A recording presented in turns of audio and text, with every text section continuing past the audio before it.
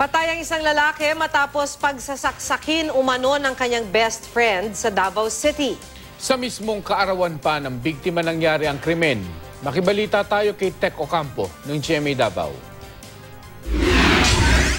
Sa kanyang mismong kaarawan, nasawi ang 19 na taong gulang na si Christian Garay ng Barangay Tolomo proper Davao City.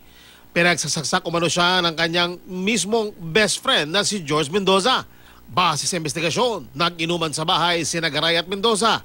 Kasunod nito, nagtungo raw sila sa beach at nagpunta sa isang tindahan. Doon na raw nagtalo ang dalawa sa di pa malamang dahilan. Nauwi ito sa pagkakasaksak kay Garay. Nakatakas naman si Mendoza. Bago ang krimen, nakunan pa ni Garay ng cellphone video ang kanyang best friend na nagluluto para sa birthday celebration.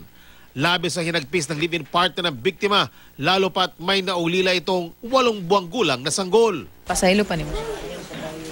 Dili. Sakit kaayo. Dapat gikulatan na ang tanya, wala nang tanya gidunggab. Ang mga magulang naman ni Garay, nananawagan ng hustisya. Dapat tagikulata lang ta niya. Best friend kayo na sila ba? So far kabisin, muanay ko na siya sa mong balay, muanay siya na.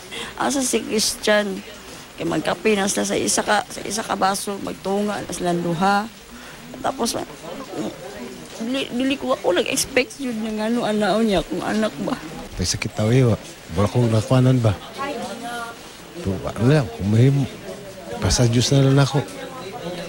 Sa mukha ko, manghilabot ko. Hiling nila, sumuko ng sospek sa pulisya. Patuloy ang investigasyon ng mga pulis sa posibleng motibo sa krimen. Tech Ocampo, Nagbabalita, Pilipinas.